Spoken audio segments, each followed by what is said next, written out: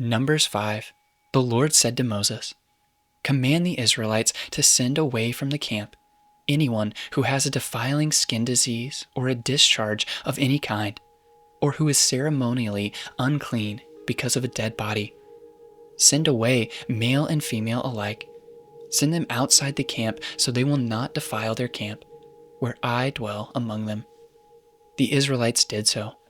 They sent them outside the camp. They did just as the Lord had instructed Moses. The Lord said to Moses, "Say to the Israelites, any man or woman who wrongs another in any way, and so is unfaithful to the Lord is guilty, and must confess the sin they have committed.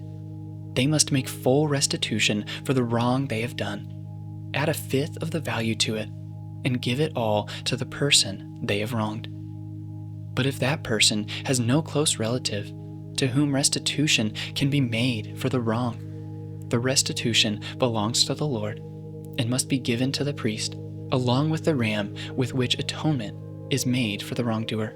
All the sacred contributions the Israelites bring to a priest will belong to him. Sacred things belong to their owners, but what they give to the priest will belong to the priest."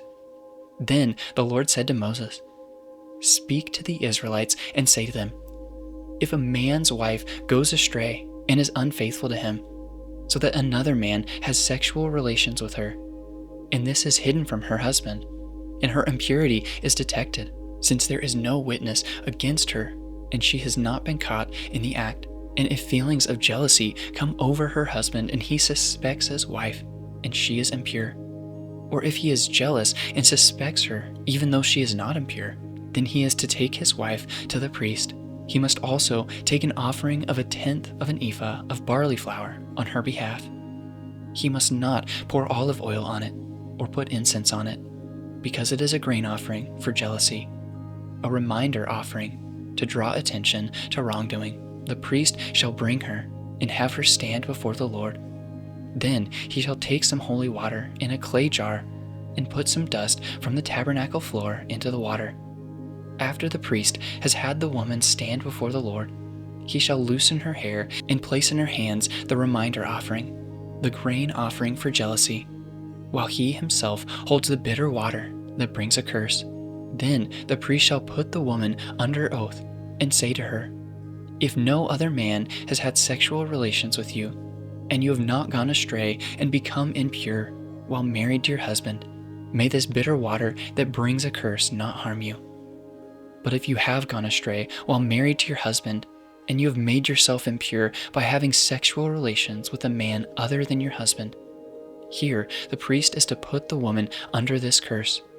May the Lord cause you to become a curse among your people, while he makes your womb miscarry and your abdomen swell. May this water that brings a curse enter your body so that your abdomen swells or your womb miscarries. Then the woman is to say, Amen, so be it. The priest is to write these curses on a scroll and then wash them off into the bitter water. He shall make the woman drink the bitter water that brings a curse, and this water that brings a curse and causes bitter suffering will enter her. The priest is to take from her hands the grain offering for jealousy, wave it before the Lord, and bring it to the altar. The priest is then to take a handful of the grain offering as a memorial offering and burn it on the altar. After that, he is to have the woman drink the water. If she has made herself impure and been unfaithful to her husband, this will be the result when she is made to drink the water that brings a curse and causes bitter suffering. It will enter her.